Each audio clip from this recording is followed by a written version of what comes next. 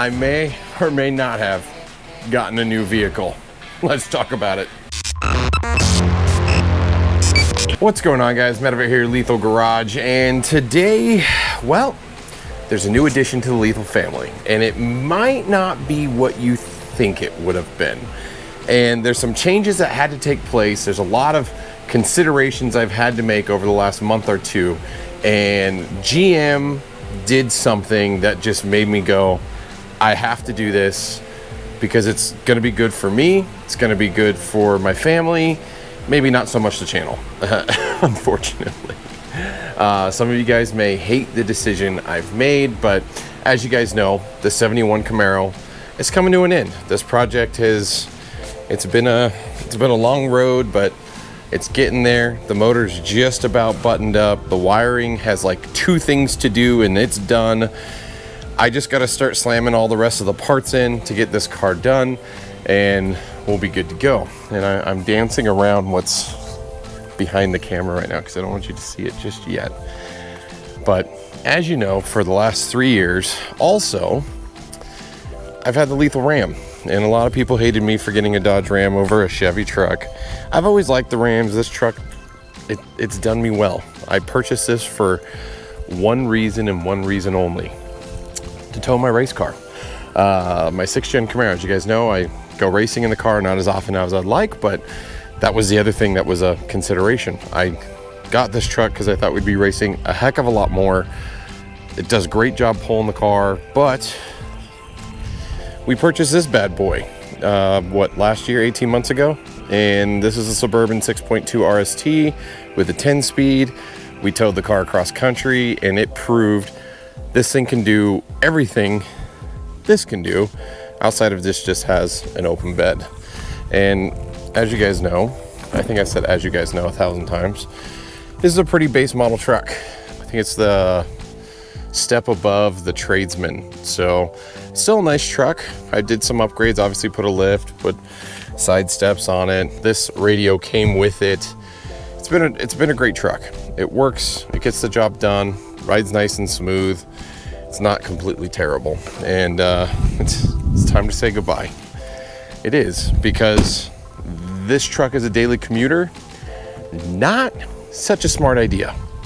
And that was the other consideration that I had to make. With the driving I do, 100 plus miles a day during the week, and cost of gas here in California, it's just getting to a point where I know summer's coming. Gas always jumps up about $1. Gas has been going up a good, 12 cents a week currently.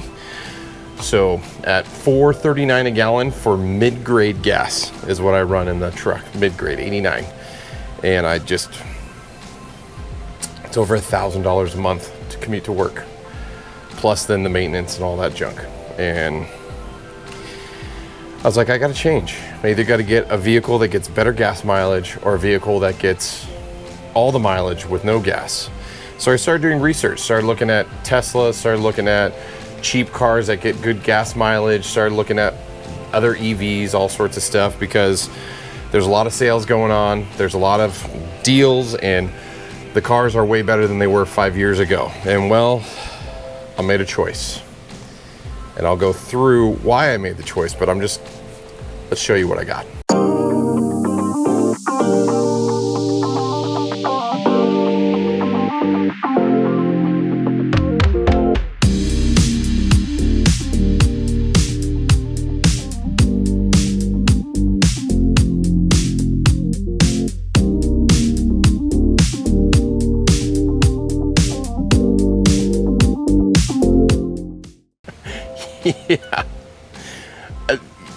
Yeah, I did it. So this is a 2021 Bolt EV Premier, and before you go off on me, I'm buying probably one of the most ugly cars out there that's an EV. There's a reason. This bad boy was $17,000 off. 17000. I couldn't pass it up. The cost of electrics to me never made sense. Yeah, you get rid of gas, but the actual cost of the car itself was so expensive. I'm like, why? Well, take $17,000 off MSRP and it becomes a little more attractive. at the end of the day, I didn't get this car for stylistics. I got this car because it gets 259 miles to a charge and has zero cost compared to that monster in fuel, which overall will save me close to $1,000 a month. That's not a small number. And you may be asking, well, Lethal, why do you need to save $1,000 a month? There's a good reason. There's a really good reason. Let's go back in the garage and let's talk about it. When I set off with Lethal, actually it wasn't even Lethal Camaro at the time, it was Lethal PC, then turned to Sledgehammer 70, then turned to Lethal Camaro, and then Lethal Garage. And when I started the channel originally, I never dreamed it would go anywhere. But there was a hope that, you know, I can make some money on the side, making videos and support my hobby. And YouTube has definitely done that for me over the years. I mean, come on. This is testament. If you guys have been following the channel for any amount of time, the amount of money we've been able to put into this car, from the YouTube channel, from the website, from everything, it's been astounding. It's been crazy, and things that I never thought were possible would come true. Now, I have been doing much better in my day-to-day day job and making more money there, so that's obviously also helped, but YouTube has opened doors and done things that would have never done. And one thing I've always promised my wife, we lost our house in the last bubble when the recession hit. I mean, not to go crazy, but our second loan ballooned like crazy. We were one of those people that got caught up in all that madness. And when your second loan that was $252 a month becomes $3,700 a month, yeah, it didn't work. We ended up walking away from that house, and ever since then, I promised my wife I'd work really hard and be able to get her a house. And I've had my fun with my toys. I have my 6th gen Camaro drag car, as you guys know, the Lethal Camaro. We have the Lethal Classic. Yes, we've purchased new cars over the years. Got my wife her Suburban. We didn't need it. We probably could have bought out her last lease. We leased the last Suburban. This one's financed. It was just to a point where I needed to make good on my promise to my wife and my family. We have 5 kids now. 5 kids. Holy cow. When we started this, I didn't have 5 kids. We have 5 kids now, and we need a house. We've significantly outgrown this house here in Temecula. We love this area. The house works. We've made it work, but we need more space. We need more bedrooms. We need more. And it's to the point where, again, I owe my wife this, I owe my family this, and I need to do what I can do to save as much money to provide them with the things that I know they need. And right now, a bigger house is on the top of that list. So for me, yeah, I love my truck. I love the 37s. I love the lift. Was a terrible route to go for a vehicle that was going to be a daily, but I'm rectifying that, going to the complete opposite end of the spectrum and getting one of the smallest, most efficient electric vehicles I can get. Now, this video is obviously not a full overview of this new car, but it is the reveal of a not so pretty car. It is now the ugliest car that I own. But honestly, how many would you have guessed that I would have ever drive one of these? I even made fun of these cars. I mean, it still stands true. This is an ugly car. I'm sorry, if you also own a Bolt and you think it's a cute little car, it is not cute. GM makes some of the ugliest electric cars out there, bar minus the Hummer, but that's arguable. The Hummer kind of looks like a Hummer, but some of the design choices, I mean, it's all subjective, right? We all have our opinions. But you compare this car to like a Tesla or some of like the new Porsche all electric, or even VW's new electric vehicles they have coming out, like, it's ugly. GM has never made a cute, like a decent looking electric car. I'm sorry, but you know what? It's an electric car, gets 259 miles to the charge. I'm okay with it. It doesn't need to look pretty. I'm definitely tinting the windows. I gotta come up with a license plate, like V8 offset, or I gotta come up with a catchy 7-digit license plate. If you guys have an idea, post them in the comments below. I need something that's like, I'm not trying to save the earth. I didn't buy this car to save the earth. Look, I know a lot of you guys don't like EV cars. I know EV cars are coming. If you want to stay with GM, all their cars are going to be electric. They're not going to, maybe the Corvette might have a hybrid. We could be hopeful if they do decide to do another Camaro, they have a hybrid, but they've been on record saying they're skipping the whole hybrid world and just going straight EV. This gives me a good opportunity. I'm in Chevy, got an electric car for pretty cheap.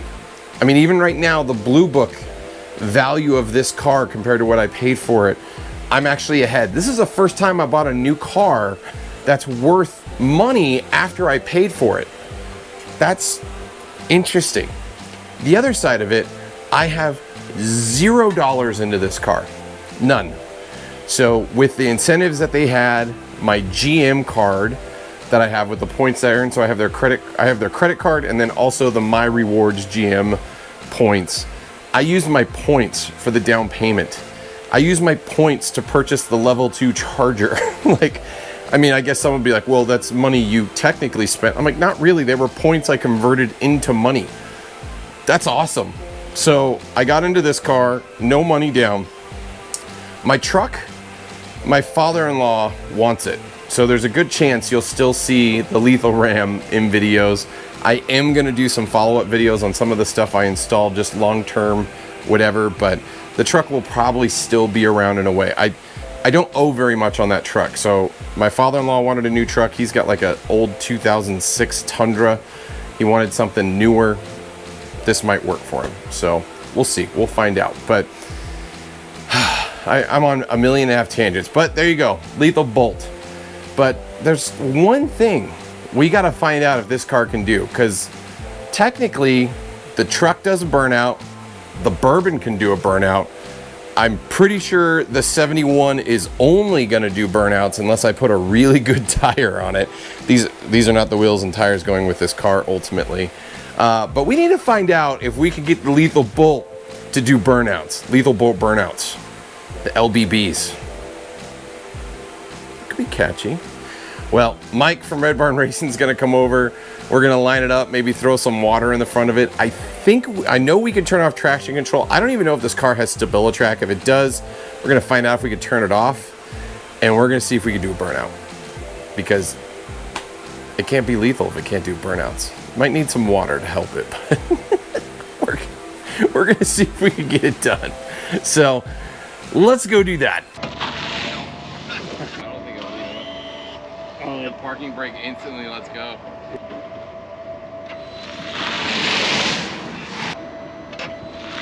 Yeah, it doesn't want to. Okay, first attempt at trying to do a burnout, total failure. So the car's not like a normal gas engine combustion, whatever vehicle where you could just like get on the brake and then hit it no matter what I did, whether parking brake or whatever. So we're gonna cheat to get the results we want. Let's do it. If this works. Oh no. Oh, she wanted to. Or do that again. Yeah, that's pulling on the big girl. I thought you guys said that they weren't taking the fun out of this stuff. That all the computers and everything else won't let it do it. The unlethal bolt. Well, GM, I want my money back. Yeah. We can't. The lethal bolt. Hashtag unlethal bolt. That's the new hashtag. Well, there you guys have it. The unfun, anything small lethal clown car. Hashtag lethal clown car. That's what it's gonna be. Till next time, guys. I'll see you on the road.